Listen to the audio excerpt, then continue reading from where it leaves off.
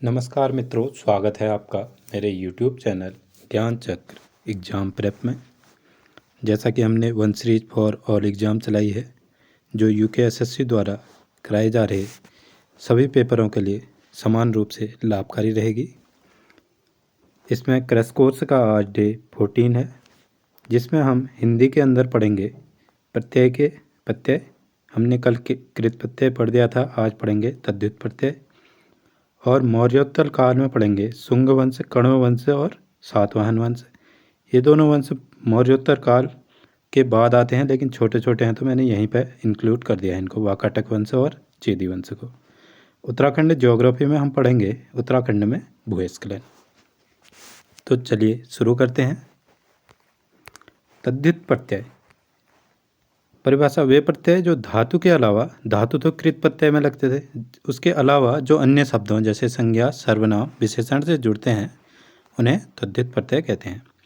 इन प्रत्ययों से बने शब्द तद्धितांत शब्द कहलाते हैं। जैसे कृत प्रत्यय के भी 6 भेद थे, वैसे ही इसके भी भेद हैं। तद्धित प्रत्यय के प्रमुख प्रकार: कृतवाचक तद्धित प्रत्यय, जिससे कर्म करने वाले व्यक्ति का बोध हो। इसके उदाहरण हैं कुछ, ये प्रत्यय हैं और ये उनके उदाहरण हैं। जैसे ईया प्रत्यय से बना है बढ़िया, मुखिया, पर्वतीया। एणी से बना है गजेड़ी, खदेड़ी। ई प्रत्यय से बने शब्द हैं नर्तकी, तेली, लड़की। आर से बने हैं लोहार, चमार। उआ से बने हैं मछुआ, गेरुआ। पेपर में आते हैं ये सवाल। एली से बना है फुलेली, हथेली। एरा से बना है ठटेरा, लुटेरा। वाला से बना है खाने वाला, तांगे वाला। वान से बना है गाड़ीवान, धनवान। अब बात करते हैं भाववाचक तद्धित प्रत्यय की, जिससे भाव, अवस्था या दशा का बोध हो। इधर साइड प्रत्यय उदाहरण: भाव से आन प्रत्यय है, जिससे निशान, खदान, समान, इनसे एक भाव आ रहा है, आप भी देख सकते हैं। आई से सफाई, बुराई, भलाई, भलाई का भाव आ रहा है, बुराई का भाव आ रहा है, सफाई का भाव आ रहा है। पन से बने शब्द हैं बचपन, कालापन, बालपन। आवट से बना है बनावट, मिलावट, सजावट। आस से बना है मिठास, खटास, प्यास। पा से बना है मोटापा, बुढ़ापा। ती से बना है घटती, बढ़ती। तो शब्द से बने पत्ते, तो प्रत्यय से बने शब्द हैं रंगत, चाहत। आहट से बना है घबराहट, गर्माहट। सौ से है सरस, आपस। इमा से बना है गरिमा, पूर्णिमा, इम्पोर्टेंट है।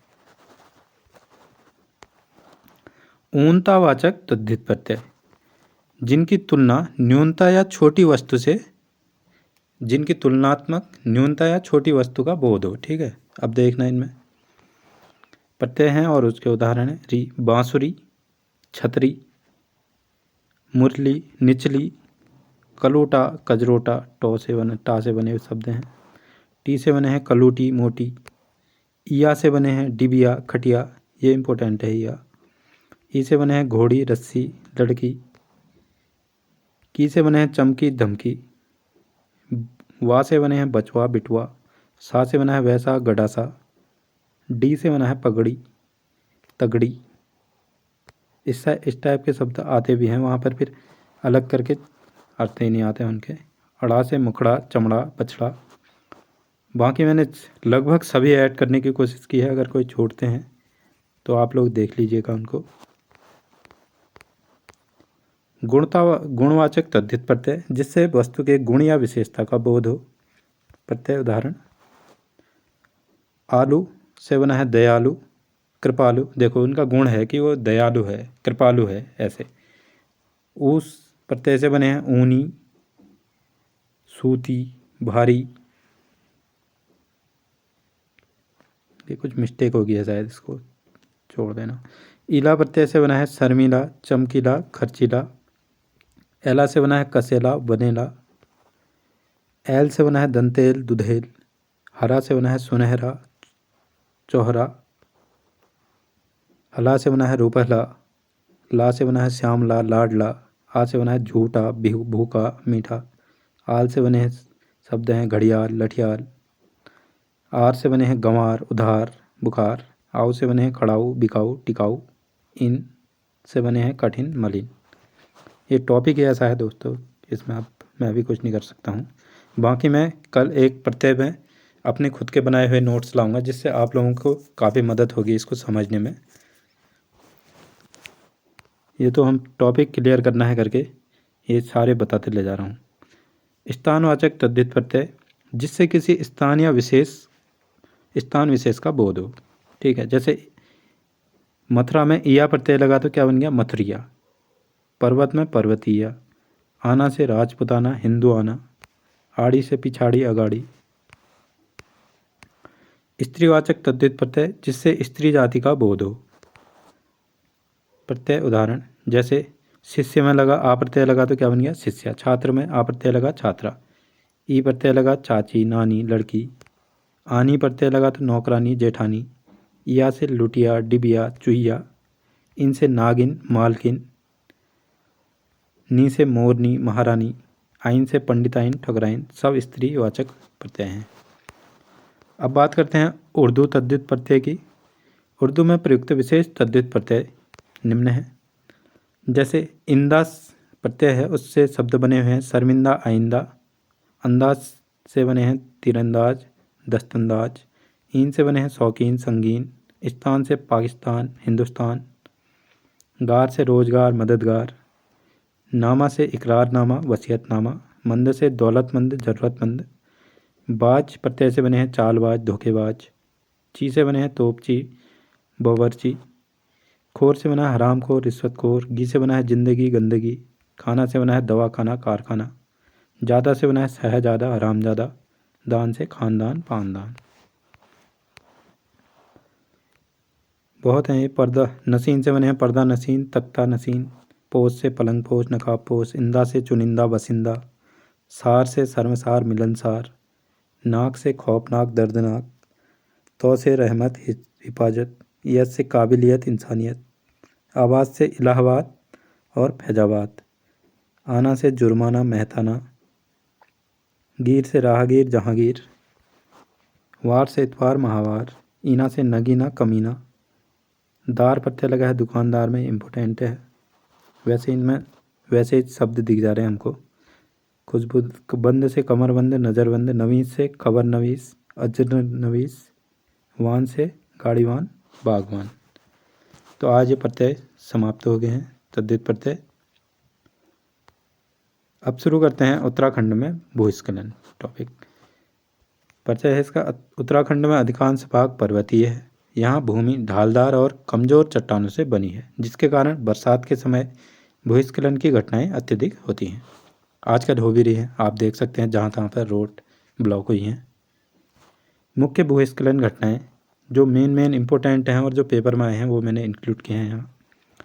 नैनीताल का पहला भूस्खलन 1866-67 में आया। अल्मा पहाड़ी पर आया ये।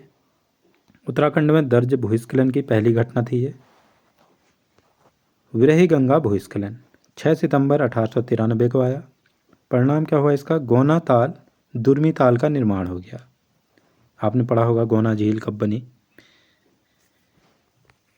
वैसे किस किताब में 1894 भी दिया है। सर्वेक्षण किया इसका TH हॉलैंड ने, भूवैज्ञानिक थे ये। चेतावनी की 1 साल के अंदर टूटने की भविष्यवाणी भी पहले ही कर दी थी। ब्रिटिश प्रशासन द्वारा सुरक्षा के कार्य किए गए। ताल टूटने की तिथि 25 अगस्त 1894 को। कोई जनहानि नहीं हुई क्योंकि पहले ही पता चल गया था कि टूटने वाला है। गौना ताल पुनः टूटा 20 जुलाई 1970 को। स्थान था बेलाकुची, चमोली। चमोली जनपद का मुख्यालय भी इसमें स्थानांतरित किया गया। अब गोपेश्वर में ही है चमोली का मुख्यालय। नैनीताल के शेरकाडांडा में भूस्खलन हुआ 18 सितंबर 1880 को। यह भी एग्जाम में आया हुआ है बहुत बार। 1880 का 151 लोगों की मृत्यु हो गई इसमें। कुछ महत्वपूर्ण भूस्खलन घटनाएं हैं। इस तरफ घटनाएं हैं और इस तरफ उनके वर्ष हैं। आइए देखते हैं। सिमली भूस्खलन ये कर्णप्रयाग ग्वालदम मार्ग में हुआ था। तिथि उपलब्ध नहीं है इसकी। तवाघाट भूस्खलन अगस्त 1977 में हुआ था। ज्ञानसू उत्तरकाशी भूस्खलन 23 जून 1980 को हुआ था।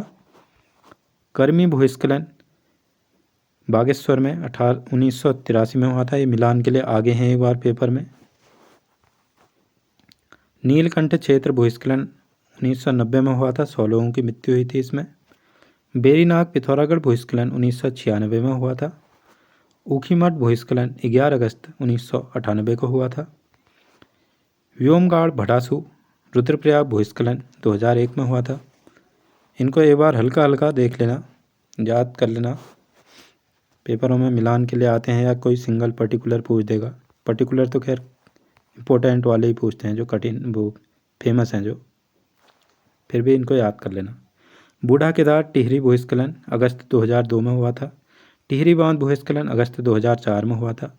मुनस्यारी पिथौरागढ़ भूस्खलन अगस्त 2009 में हुआ था। और कपकोट भूस्खलन अगस्त 2010 में हुआ था। अब बात करते हैं मालपा भूस्खलन की। 18 अगस्त 1998 को हुआ था। ये डेट सहित भी आ गया है एग्जाम में। इसके लिए राहत अभियान चलाया गया, जिसे ऑपरेशन ब्लू एंजल नाम से चलाया गया था। इसमें प्रख्यात नृत्यांगना प्रतिमा गौरी वेदी का निधन हुआ था। यह सवाल भी आया है कि किस भूस्खलन के दौरान प्रख्यात नृत्यांगना प्रतिमा वेदी का निधन हुआ। अब बात करते हैं कुंवारी गांव भूस्खलन की, जो 13 जून 2013 को हुआ। स्थान था इसका बागेश्वर में, चमोली सीमा में। परिणाम क्या हुआ कि कुंवारी झील का निर्माण हो गया। पिंडर घाटी में स्थित है कुंवारी झील। इसका नाम लेके पूछ देगा, कुंवारी झील कहाँ है। जो आजकल ही हाल ही में 2024 में जो भूस्खलन आए हैं, वो उनके कुछ डेटा हैं। 27 जुलाई 2024 को तोली गांव घनसाली टिहरी में भूस्खलन हुआ। 31 जुलाई 2024 को केदारनाथ मार्ग में भूस्खलन हुआ अतिवृष्टि के कारण। अतिवृष्टि कल मैंने बताया था, बहुत ज़्यादा जहाँ पर अगर कहीं पर बारिश हो जाए तो उसे अतिवृष्टि कहते हैं। भविष्य में संवेदनशील झीलें। राष्ट्रीय आपदा प्रबंधन प्राधिकरण द्वारा 13 हिमनदी झीलों को संवेदनशील घोषित किया गया है। इनमें से 5 उच्च जोखिम वाली झीलें हैं। 15 से 22 अक्टूबर 2024 को वसुंधरा ताल, जो चमोली में स्थित है, उसका सर्वेक्षण भी किया गया। महत्वपूर्ण भूस्खलन स्थलों के सुरक्षा कार्य, ये सब आर्थिक सर्वे के अंदर था। तो आप लोग आर्थिक सर्वे, अगर आर्थिक सर्वे में है तो ये पेपर के लिए भी इम्पोर्टेंट हो जाती हैं ये चीज़ें। इसके अंदर सुरक्षा कार्य थे। बलिया नाला नैनीताल में है, ये भूस्खलन क्षेत्र है, इसके सुरक्षा कार्य किए जा रहे हैं। ग्वाल गांव पिथौरागढ़ में है।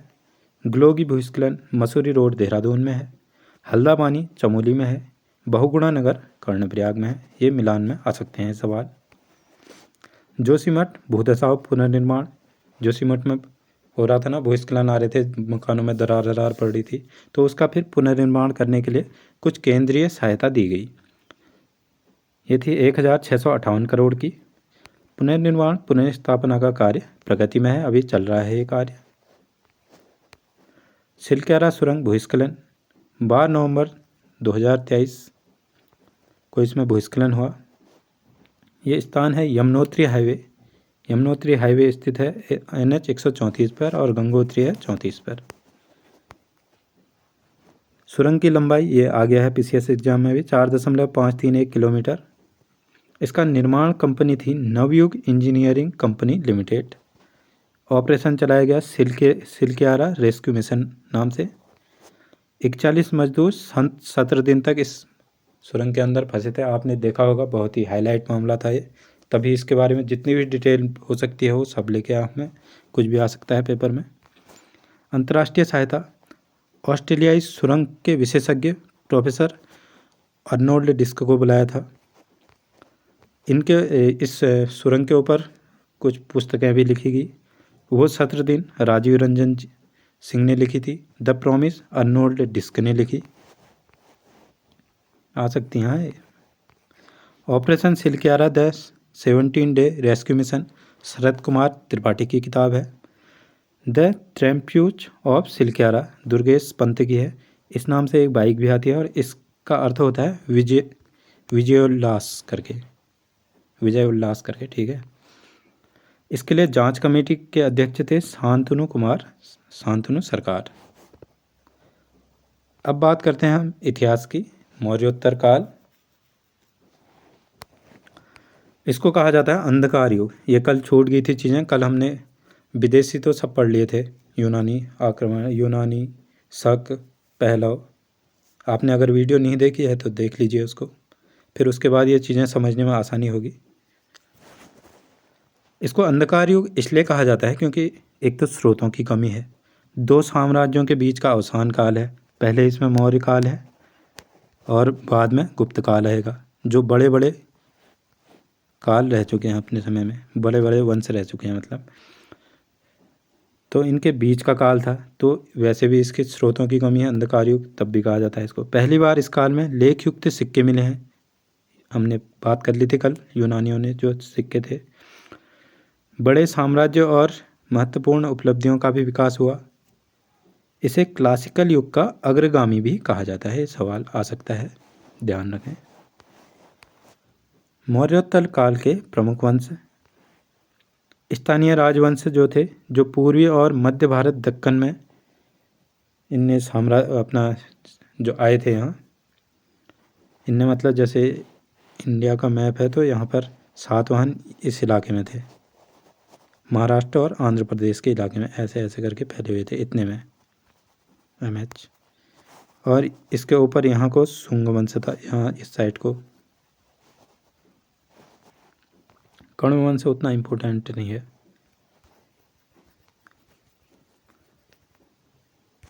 तो शुंग, कण्व और सातवाहन वंश थे। विदेशी राजवंश उत्तर पश्चिम भारत से आए, मैंने कल बता दिया था। ऐसे अगर हम मैप बनाएं, क्या बन जा रहा है, ऐसे करके इस साइड से यहाँ से आए थे, कल आपने मैप में देखा बढ़िया से। हिंदेवन, शक, कुषाण ये हम पढ़ चुके हैं। आज बात करते हैं शुंग वंश की, जो 185 BCE से 73 BCE तक इसका शासन रहा। इसका संस्थापक था पुष्यमित्र शुंग। प्रथम ब्राह्मण राजवंश था ये सवाल आया हाँ बहुत बार, पहला ब्राह्मण राजवंश कौन सा था, तो शुंग वंश था। इसमें 10 शासक हुए जिन्होंने 112 वर्षों तक शासन किया। अब कुछ उपलब्धियां हैं। विदर्भ महाराष्ट्र में पड़ता है, जिसके यज्ञसेन को हराया, मतलब जो यहाँ का राजा था उसके यज्ञसेन को हराया इनने, पुष्यमित्र शुंग ने। और पहला यूनानी आक्रमण डेमेट्रियस ने किया, व्यास नदी तक आया ये। व्यास नदी की कहानी भी मैंने कल बता दी थी आपको। डेमेट्रियस व्यास नदी तक आया। पहला यूनानी आक्रमण किसने किया, तो डेमेट्रियस ने किया, ठीक है। मिनेंडर का आक्रमण, पुष्यमित्र शुंग ने यमुना नदी के किनारे हराया इसको, मिनेंडर को। ब्राह्मण संस्कृति का विकास हुआ। बौद्ध ग्रंथों में इसे बौद्ध द्रोही कहा गया है। अब इसके लिए अलग अलग चीज़ों में अलग अलग फैक्ट दे रखे हैं। जैसे कहीं मनुस्मृति में कहा है कि इसने बौद्धों को भगा दिया, उनके जो स्तूप थे उनको टुड़वा दिया, इस टाइप से।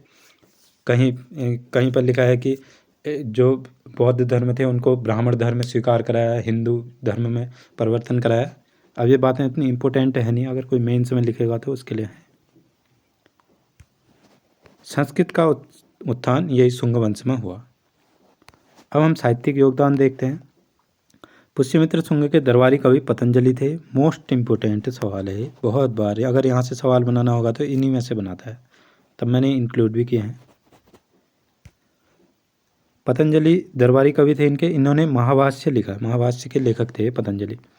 मनुस्मृति की रचना शुंग काल में ही हुई है, ये भी इम्पोर्टेंट सवाल है, आया हुआ सवाल है ये भी पेपर में। धार्मिक गतिविधियाँ क्या हुई, 2 अश्वमेध यज्ञ कराए, पुरोहित पतंजलि ने करवाए। सांची और भरूच स्तूप का विस्तार करवाया, पहले ही बन गए हैं ये स्तूप, लेकिन इनका विस्तार किसने कराया, तो पुष्यमित्र शुंग ने। बेशनगर विदिशा अभिलेख था, जिससे हमें जानकारी किसकी मिलती है, जो नवा शासक भागभद्र था उसके बारे में पता चलता है। और उसमें लिखा है कि यूनानी राजा एंटियोलकिट्स ने हेलियोडोरस को राजदूत बनाकर भेजा था, और हेलियोडोरस ने भागवत धर्म अपनाया और गरुड़ ध्वज स्थापित किया। ये मैंने कल भी आपको बताया था। अंत हुआ, अंतिम शासक देवभूति था शुंग वंश का अंतिम शासक। प्रथम शासक और अंतिम शासक पूछते ही हैं। जो इसका मंत्री था वसुदेव, जो कण्व वंश की स्थापना करेगा भी, उसने इसकी हत्या कर दी देवभूति की, और शुंग वंश का यहीं पर अंत हो गया। अब बात करते हैं कण्व वंश की, जो 73 BCE से 28 BCE तक था। इसका संस्थापक वासुदेव था। ये भी ब्राह्मण धर्म था, ब्राह्मण मतलब वंश था ये भी। इसमें 4 शासक हुए, 45 वर्षों तक शासन किया। अंतिम शासक सुशर्मा था। इसकी हत्या, सुशर्मा की हत्या सिमुक ने कर दी। देखो सबके मंत्री उनको मार रहे हैं, फिर अपना शासन बना दे रहे हैं। सिमुक ने इसकी हत्या की, सुशर्मा की, और कण्व वंश का अंत कर दिया। इतना इम्पोर्टेंट है नहीं है, बस इससे यही कभी मिलान में आ गया तो कण्व का कौन है हमें पता होना चाहिए कि वासुदेव ने इसकी संस्थापक था करके, बस इतना ही आएगा यहाँ से, या अंतिम शासक पूछ देगा। अब बात करते हैं सातवाहन वंश की। इसका संस्थापक सिमुक था। आंध्र भृत्य सेवक भी कहा जाता है। मूलतः महाराष्ट्र और आंध्र प्रदेश के क्षेत्रों में बसे थे। मैंने ऊपर बता दिया आपको कहाँ पर थे करके। इनको एक बार जैसे आप लोग यहाँ पढ़ा रहा हूँ मैं, उसके बाद एक बार मैप सर्च कर लीजिएगा। आज मैं ऐड करना भूल गया उसे, उससे थोड़ा मेमोरी बन जाती है बढ़िया इमेज वाली। 30 शासक हुए और 450 वर्षों तक इनने शासन किया। इनका शासनकाल बहुत लंबा चला। प्रमुख शासक इसमें सातकर्णी प्रथम थे। इसकी पत्नी नागनिका का नानाघाट अभिलेख प्राप्त हुआ है। इम्पोर्टेंट है ये, नागनिका का नानाघाट अभिलेख। इसमें क्या है, 2 अश्वमेध यज्ञों, ब्राह्मण को भूमिदान का प्रथम अभिलेखीय प्रमाण इसी में मिलता है हमको, इसमें ये मिलता है मतलब, ठीक है। इसकी मृत्यु के बाद पत्नी नागनिका ने शासन किया। भारत की प्रथम महिला शासिका। वैसे तो रजिया थी, वो अभी आएगी बाद में। अगर कभी प्रथम भारतीय महिला शासिका आ गया तो ये नागनिका भी लगा सकते हैं हम। अंधकार युग में राजा हॉल दूसरा शासक है, ठीक है, हॉल। इसने गाथा सप्तशती की रचना की। प्राकृत भाषा में इसकी रचना की है। और इनके ही दरबार में एक विद्वान थे गुढ़ाढ्य करके, उन्होंने ग्रंथ लिखा है वृत्त कथा। ये इम्पोर्टेंट है दोनों भी। गौतमी पुत्र सतकर्णी शकों के क्षयरात्र वंश के नहपान को हराया था। कल मैंने बताया आपको, शक जब पढ़ा रहा था मैं। नासिक अभिलेख में लिखा है कि इसके घोड़ों ने 3 समुद्रों का पानी पिया। 3 समुद्रों का कैसे, देखो बंगाल, मतलब कि इसका अर्थ ये हुआ कि इनका साम्राज्य बहुत ही बड़ा था।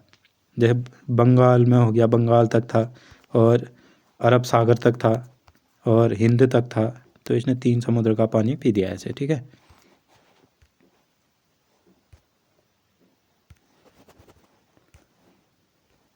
और इसने बौद्ध संघ में भूमिदान का उल्लेख भी मिलता है। नासिक अभिलेख में मिलते हैं, ठीक है, इसके सारे उल्लेख। क्षयरात्र विनाशक की उपाधि दी जाती है क्योंकि इसने क्या किया, शकों के जो क्षयरात्र वंश था उसको विनाश कर दिया था। नहपान ये सब कल की वीडियो देख लीजिएगा पहले। वशिष्ठ पुत्र पुलवामी, इसको दक्षिणापतेश्वर और नवनगर स्वामी की उपाधि दी गई है। इसने अमरावती स्तूप जो पहले से बनाया था उसका विकास किया। रुद्रदामन से 2 बार हारा, लेकिन संबंधों में कटुता नहीं आई। अच्छा था मतलब। यज्ञश्री सतकर्णी अंतिम महत्वपूर्ण शासक था। शकों को हराया, अपने पूर्वजों का राज्य पुनः प्राप्त किया, और अंतिम शासक था सातवाहन वंश का पुलवामी चतुर्थ। सातवाहनों का पतन का कारण शकों से संघर्ष था। आपस में लगातार लड़ते रहे ये लोग, तो पतन तो होना ही था इनका, ठीक है। सातवाहनों की विशेषताएं हैं, इनकी राजधानी प्रतिष्ठान थी। आता है ये सवाल भी। व्यापारिक केंद्र था ये बहुत बड़ा। उत्तर और दक्षिण भारत के बीच सांस्कृतिक सेतु कहते हैं सातवाहन वंश को, क्योंकि ये बीच में को जैसा हुआ, और नीचे दक्षिण में जो चोल चेर पांड्य थे, और ऊपर जो शासन चल रहा था उसमें, तो उनके बीच में इसने सेतु का कार्य किया, ठीक है। प्रथम दक्षिण भारतीय राजवंश जिसने ब्राह्मण संस्कृति अपनाई। दक्षिण में था, शुंग ऊपर थे, ठीक है। ब्राह्मण और बौद्ध को भूमिदान, सामंतवाद की शुरुआत की यहाँ से। मात्र सत्तात्मक वंश था, ये बहुत इम्पोर्टेंट सवाल है। अभी तक ज़्यादातर पितृ सत्तात्मक थे। अब ये सातवाहन वंश में ये सवाल आता भी है कि मात्र सत्तात्मक था कि पितृ सत्तात्मक था। ये मात्र सत्तात्मक वंश था। मात्र नाम से पहचान होती थी, ठीक है। तभी तो जैसे इनके नाम हैं वशिष्ठ पुत्र पुलवामी, इतना लंबा नाम जो कि होगा इसका। यज्ञश्री सतकर्णी, सतकर्णी नाम होगा, यज्ञश्री उसकी मम्मी का नाम होगा, ऐसे करके इनके ज़्यादातर नामों में देखना। गौतमी पुत्र सतकर्णी, ठीक है। सर्वाधिक नगर टॉलमी के अनुसार 18 नगर और 5 बंदरगाहों की स्थापना की। सातवाहनों के सिक्के, चांदी के सिक्के चलाए इनने, तांबे के सिक्के चलाए, प्रोटीन जो निकृष्ट चांदी होता था उसके सिक्के चलाए, शीशे के सिक्के चलाए। ये इंपॉर्टेंट सवाल है कि पहली बार शीशे के सिक्के चलाने वाला राजवंश कौन सा था, तो ये सातवाहन वंश था। अब बात करते हैं वाकाटक वंश की। यहाँ तक कि मौर्योत्तर काल यहीं तक था, ठीक है। इसके बाद ये इम्पोर्टेंट हैं, मैंने इंक्लूड कर दिए हैं यहाँ पर क्योंकि छोटे भी हैं और फिर दोबारा इनके लिए कहाँ वीडियो लाएंगे। वाकाटक वंश की स्थापना। वाकाटक वंश दक्षिण भारत का शक्तिशाली ब्राह्मण वंश था। इस वंश ने मौर्योत्तर काल के बाद दक्षिण भारत और मध्य भारत में शासन किया, ठीक है। मौर्योत्तर काल के बाद जब ये वाकाटक वंश का शासन हो गया, इस वंश को सातवाहनों का उत्तराधिकारी भी कहा जाता है। आजकल इस टाइप के सवाल भी आ जा रहे हैं, कौन सा वंश किसका उत्तराधिकारी था, कौन किसका सचिव था, इस टाइप के भी। इस वंश की राजधानी नंदीवर्धन महाराष्ट्र में स्थित थी। इसका संस्थापक विंध्य शक्ति था। ये सवाल भी बहुत बार आया है। वंश का प्रारंभ 250 ईस्वी के आसपास हुआ। खुद को ब्राह्मण बताया इन्होंने। विंध्य शक्ति का पुत्र प्रभाकर सेन प्रथम था। इसके प्रमुख शासक देख लेते हैं, जो कुछ इंपॉर्टेंट हो सकता है, मैंने वही चीज़ें ऐड की हैं इसमें। रुद्रसेन प्रथम था। उत्तरी महाराष्ट्र में शासन किया इसने। सातवाहनों के पतन में तेजी से वर्चस्व बढ़ाया, मतलब सातवाहनों के पतन के बाद तेजी से वर्चस्व किसने बढ़ाया? रुद्रसेन फर्स्ट ने। प्रभाकर सेन था। वंश का विस्तार नर्मदा नदी तक किया इसने। रुद्रसेन द्वितीय था। गुप्त वंश के साथ वैवाहिक संबंध स्थापित किए। इन्हीं चीज़ों की वजह से मैंने इंक्लूड किया है इनको। गुप्त सम्राट चंद्रगुप्त द्वितीय विक्रमादित्य की पुत्री प्रभावती गुप्त के साथ विवाह किया। किसने? रुद्रसेन द्वितीय ने। रुद्रसेन द्वितीय की मृत्यु के बाद प्रभावती गुप्त ने अपने पुत्रों के लिए राज्य का संरक्षक शासन किया, मतलब प्रभावती गुप्त ने शासन किया। महत्वपूर्ण प्रभावती गुप्त के नंदन विहार ताम्रपत्र से शासन का प्रमाण मिलता है। यहाँ आ जाएगा नंदन विहार ताम्रपत्र किससे संबंधित है? प्रभावती गुप्त से। प्रभाकर सेन द्वितीय युद्ध में वीर, वाकाटक साम्राज्य का विस्तार किया। हरिसेन, ये इंपॉर्टेंट है, इसकी एक रचना भी है, आप मुझे कमेंट करके बताएंगे, करना जरूर, आजकल कोई भी कमेंट नहीं कर रहे हो। सबसे महत्वपूर्ण वाकाटक शासक। अजंता गुफाओं का निर्माण हरिसेन ने किया। ये आता है सवाल ऐसे आता है कि अजंता गुफाओं का निर्माण या संरक्षण किस शासन के टाइम में हुआ, किसके शासन में? वाकाटक वंश के समय में हुआ था, ठीक है। अब राजा का नाम पूछ देगा तो हरिसेन भी याद रखना। अजंता गुफाओं का निर्माण और संरक्षण किसके समय में हुआ? महाराष्ट्र, मध्य प्रदेश, छत्तीसगढ़ तक साम्राज्य का विस्तार किया इसने। वाकाटक वंश की विशेषताएं। गुप्त वंश से वैवाहिक संबंध, अजंता गुफाओं का निर्माण, अद्भुत चित्रकला है ये, बौद्ध देखना इसको एक बार सर्च करके। हिंदू धर्म, ब्राह्मण संस्कृति की कला का उत्कर्ष हुआ वाकाटक वंश के समय में। अब बात करते हैं चेदी वंश की। चेदी वंश प्राचीन काल में प्रसिद्ध महाजनपद के रूप में जाना जाता था। इसकी राजधानी थी शक्तिमती। जब महाजनपद काल के अंदर थे जो 16 महाजनपद, उनमें से एक चेदी ये महाजनपद भी था। इसकी राजधानी शक्तिमती थी, ठीक है। इसके बाद ये वंश ही बन गया फिर पूरा ही। बाद में कलचुरी चेदी वंश से मध्य भारत में उभरा। प्रमुख कलचुरी चेदी वंश के शासक कौन है? कोकल फर्स्ट चेदी वंश का संस्थापक था ये, 9वीं शताब्दी के आसपास। इसकी राजधानी त्रिपुरी थी, वर्तमान में जबलपुर के आसपास है। लक्ष्मण फर्स्ट राज्य का विस्तार किया, कुछ नहीं है इसमें। गांगेय देव चेदी वंश का सबसे शक्तिशाली शासक था। खुद को त्रैकोल्य मल्ल कहा है इसने, त्रैकोल्य मल्ल गांगेय देव ने, इम्पोर्टेंट है। हाँ, कलिंग, उड़ीसा और बंगाल तक विजय अभियान किया इसने। युगेंद्र देव गांगेय देव का पुत्र था। गुजरात और कोंकण पर इसने आक्रमण किया। नारायण पाल गांगेय देव का पोता था। त्रिपुरी अभिलेख में इसके शासन से प्रमाणित हैं। चेदी वंश की विशेषताएं। राजधानी त्रिपुरी, मध्य प्रदेश। कांची, कलिंग, बंगाल तथा राजधानी प्रभाव, राजनीतिक प्रभाव यहाँ तक था, मतलब इनका राजनीतिक प्रभाव। कलचुरी शैली के स्थापत्य का विकास हुआ, ये आ सकता है सवाल। किसके समय में हुआ? तो चेदी वंश के समय में हुआ, क्योंकि कलचुरी चेदी यही थे। प्रमुख देवी दुर्गा और शिव की उपासना ये लोग करते थे। Thanks for watching. कैसी लगी आपको वीडियो? कमेंट करके ज़रूर बताएं। वीडियो को शेयर ज़रूर करें, सब्सक्राइब तो करना ही है और बेल आइकन भी दबाएं, क्योंकि ऐसी वीडियो आपको फटाफट नोटिफिकेशन आते रहे इसका। चैनल नया है तो ज़रूर से सपोर्ट कीजिएगा और अपने छोटे भाई बहनों के पास इसको शेयर कीजिएगा जिनको पढ़ने में परेशानी होती है, क्योंकि ये जीएस में परेशानी है। बहुत लोग कहते हैं अब ये चेदी वंश से ये वंश से बहुत किताबों में से ढूंढ के जो मेन इम्पोर्टेंट फैक्ट लगे मेरे को वो लेके आया हूँ, जो पेपर प्रीवियस ईयर एग्ज़ाम्स में आए हुए भी हैं। तो ज़रूर से सपोर्ट कीजिएगा। धन्यवाद।